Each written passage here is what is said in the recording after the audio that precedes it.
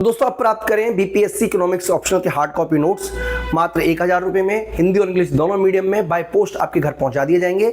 इसके अलावा पिछले सालों के क्वेश्चन पेपर का सॉल्यूशन भी आपको पीडीएफ फॉर्म में प्रोवाइड करा दिया जाएगा। नमस्कार दोस्तों इस वीडियो में हम आपसे डिस्कस करने वाले हैं भारतीय अर्थव्यवस्था के विकास के बारे में। शुरू से बोलेंगे दोस्तों, इस वीडियो में हम आपसे डिस्कस करने वाले हैं भारत में आर्थिक वृद्धि जो कि कालखंड के अनुसार है, यानी कि भारतीय अर्थव्यवस्था में विभिन्न कालखंडों में किस तरीके से अपनी आर्थिक समृद्धि को प्राप्त किया है। इस वीडियो के माध्यम से हम आपसे डिस्कस करने वाले हैं।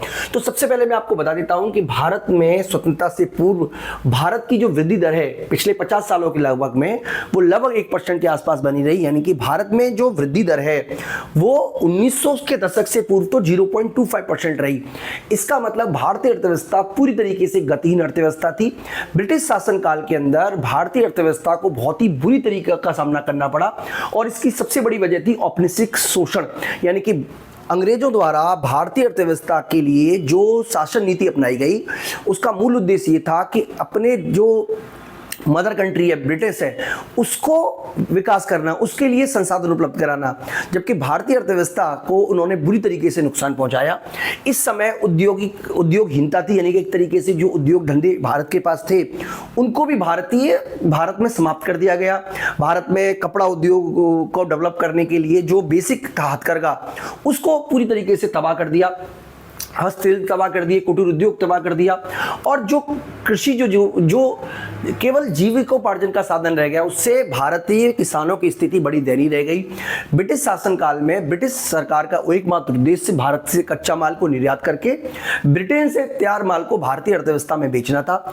इससे भारतीय उद्योग कमजोर होते चले गए और इसका असर यह हुआ कि भारत की जो विकास दर है वो लगभग 1% या उससे नीचे बनी रही इस पूरी की पूरी अवधि में। लेकिन जैसे ही भारत ने अपने विकास के लिए स्वतंत्रता प्राप्त की, भारत ने आर्थिक नियोजन अपनाया और पहली आर्थिक नीति जो है वो 1991 में लागू की गई, आर्थिक नियोजन।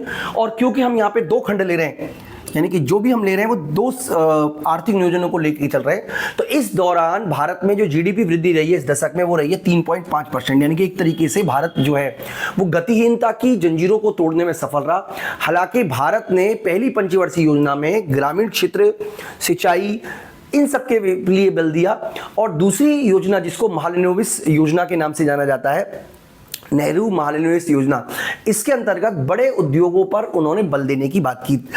लेकिन बेसिकली इस पूरी के पूरे समय में जितना सरकार उद्देश्य बना के रखी थी वो अचीव नहीं हुआ, लेकिन फिर भी गतिहीनता को टूटने में भारतीय अर्थव्यवस्था काफी हद तक सफल रही। तो इस अवधि में पहली अवधि पंचवर्षीय योजना में कृषि क्षेत्र पर महत्वपूर्ण विशेष बल दिया गया और दूसरी पंचवर्षीय योजना में जिसको कि नेहरू महालनोबिस मॉडल पर आधारित योजना कहते हैं उसमें बड़े उद्योगों के विकास पर बल दिया गया। दोस्तों इसके ऊपर जो नेहरू महालनोबिस मॉडल है उसके ऊपर भी हम आगे वीडियो बनाने वाले हैं। बात करते हैं दोस्तों तीसरी योजना की। 1960 के दशक में आते आते भारत की जो विकास की दर है वो 3.1% रह गई, यानी कि पिछली बार से भारत की विकास दर कम थी। पिछली बार कितनी थी? पिछली बार 3.5 थी दशक में, इस बार रह गई 3.5। इसकी वजह यह थी कि भारत को इस समय चीन से युद्ध लड़ना पड़ा, पाकिस्तान से युद्ध लड़ना पड़ा, भारत के सामने दो बड़े बड़े युद्ध देखने पड़े, इसके अलावा भारत को एक सूखे का सामना करना पड़ा। तो इन तीन बड़ी बड़ी समस्याओं की वजह से भारत ने इस पूरे के पूरे काल में विकास की जो स्पीड है वो काफी कम रही। भारत की स्थिति इतनी खराब थी कि अमेरिका से उसको PL480 सुविधा लेनी पड़ती थी, जिसके तहत भारत अमेरिका से अनाज खरीदता था और बदले में भारतीय रुपए का पेमेंट करता था। देखिए उस समय भारतीय रुपए की कोई वैल्यू थी नहीं। वर्तमान में भारत पूरी तरीके से कोशिश कर रहा है कि वो अपनी करेंसी में पेमेंट करे और कोई देश तभी दूसरी देश की करेंसी को लेगा जब उसको लगेगा कि वहां पे स्टेबिलिटी है। यानी कि अगर किसी देश को ये लगता है कि वहां पर पॉलिटिकल अनस्टेबिलिटी है, वहां पर इकोनॉमिकल अनस्टेबिलिटी है, तो कोई भी देश आपकी करेंसी को लेगा नहीं। भारतीय अर्थव्यवस्था में सबसे बड़ी प्रॉब्लम ये रही कि इस पूरे दौर में जब भारत ने पाकिस्तान के बड़े हिस्से पर कब्जा कर लिया था तो अमेरिका ने एक तरीके से भारत को प्रेशराइज किया कि वो संधि करे, नहीं तो आपकी हम PL480 सुविधा रोक देंगे। तो आपको पता है कि उस समय भारतीय स्थिति खराब थी। 1965 के दशक में ही तो आपको पता होगा कि हरित क्रांति की शुरुआत हुई है। लेकिन खैर 1970 के दशक की बात करते हैं दोस्तों। 1970 के दशक से की बात करें तो इस दशक के अंदर जीडीपी जो वृद्धि दर है वो लगभग 3.2% रही, जिसको कि हम हिंदू दर की वृद्धि, हिंदू रेट ऑफ ग्रोथ भी कहते हैं। इस दौरान 1973 और 1979 में भारत को तेल का बड़ा संकट सामना करना पड़ा। एक तरीके से जो खाड़ी युद्ध हुए उसकी वजह से भी भारत को बहुत नुकसान का सामना करना पड़ा। 1975 में इमरजेंसी लगा दी गई और जिससे राजनीतिक स्थिरता बढ़ी। गरीबी उन्मूलन कार्यक्रम शुरू किए गए जिसका असर सीमित रहा। औद्योगिक उत्पादन में गिरावट आई, बेरोजगारी में वृद्धि हुई और भारतीय अर्थव्यवस्था के लिए यह समय भी काफी ज्यादा जटिल रहा। लेकिन 1980 के दशक के बाद हमने विकास की स्पीड को पकड़ना स्टार्ट किया है। 1981 से 1990 के बीच हालांकि भारत में काफी सारे आर्थिक संकट देखने को मिले, लेकिन उसके बावजूद भी जब राजीव गांधी की सरकार आई तो उन्होंने औद्योगिक एक तरीके से आर्थिक सुधार की शुरुआत कर दी।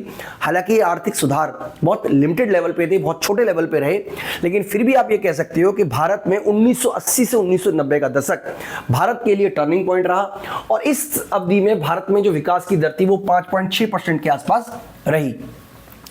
इस स्थिति में राजीव गांधी सरकार ने लाइसेंसिंग राज में थोड़ी बहुत छूट दी, आईटी सेक्टर में सुधार किया, जो आपको पता होगा वो कंप्यूटर लेकर आए भारत के अंदर। इसके अलावा उन्होंने पूरी तरीके से कोशिश की कि जो ऐसे उद्योग को प्रोत्साहित किया जाए जो निर्यात करते हैं। इन सब का असर ये हुआ कि भारत में आर्थिक विकास की गति को तेज पड़ी, लेकिन भारत को यही तेल के संकट का सामना भी इस दौरान करना पड़ा।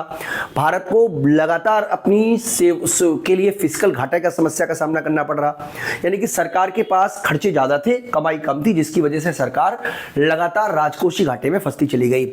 और एक समय ऐसा आ गया दोस्तों भारतीय अर्थव्यवस्था में 1990 के दशक में आते आते भारतीय अर्थव्यवस्था एक तरीके से आर्थिक संकट में फंस गई।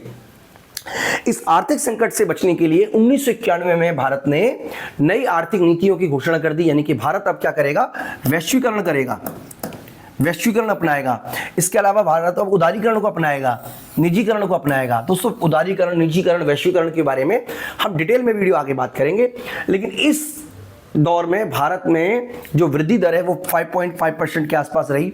भारत में बड़ी मात्रा में अपने बाजारों को विदेशी प्रतिस्पर्धियों के लिए ओपन कर दिया था कि विदेशी प्रतिस्पर्धी भारत में आए, अपना सामान बेचें और भारत भी जाके अपना सामान विदेशों में बेच सके। एफडीआई को अनुमति दी गई। बेसिकली कहने का मतलब ये हुआ कि मान लीजिए आपके पास एक खेत है, लेकिन आपके पास पैसे नहीं है कि कोई खेत में आप किसी तरीके का एग्रीकल्चर कर सको या प्लॉट बना सको या कोई इंडस्ट्री लगा सको। तो ये समस्या, खेत आपके पास है, संसाधन आपके पास है, लेकिन पैसे नहीं है, तो एफडीआई की वजह से विदेशी भारत के अंदर पैसा लेकर आएंगे, यानी कि आपके जो रिसोर्सेज है उसका वो भी यूज करेंगे, जिससे उत्पादन बढ़ेगा। इसका फायदा आपको भी मिलेगा और उसको भी मिलेगा। तो बेसिकली ये पूरा का पूरा कंसेप्ट है। उसके बाद 2000 के दशक में भारत में सबसे ज्यादा तेजी की वृद्धि देखने को मिली, यानी कि 2001 और 2010 का जो अर्थव्यवस्था है वो भारत के हिसाब से सबसे बढ़िया रही। इस पूरे के पूरे दौर में भारत ने औसत जो वृद्धि रही, वार्षिक वृद्धि दर, वो 7.5% के आसपास बनी रही। इस पूरे के पूरे दौर में भारत ने आईटी सेक्टर में, रियल एस्टेट में, सर्विस सेक्टर में, इसके अलावा सॉफ्टवेयर के मामले में बहुत ज्यादा वृद्धि देखने को मिली।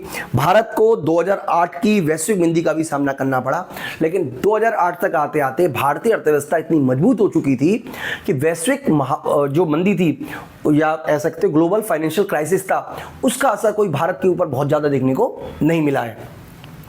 तो दोस्तों सिंपल शब्दों में कहें तो भारतीय अर्थव्यवस्था के लिए 2001 से लेकर 2010 का समय जो है वो काफी अच्छा माना जाता है।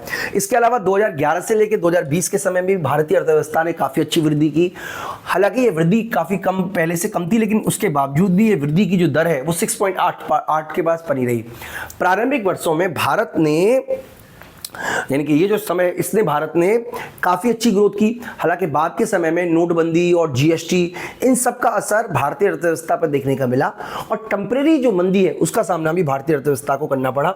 लेकिन उसके बावजूद भी आप कह सकते हो 2019-20 के अंदर जो भारतीय अर्थव्यवस्था में विकास की जो दर है वो लगभग 4% के आसपास रह गई।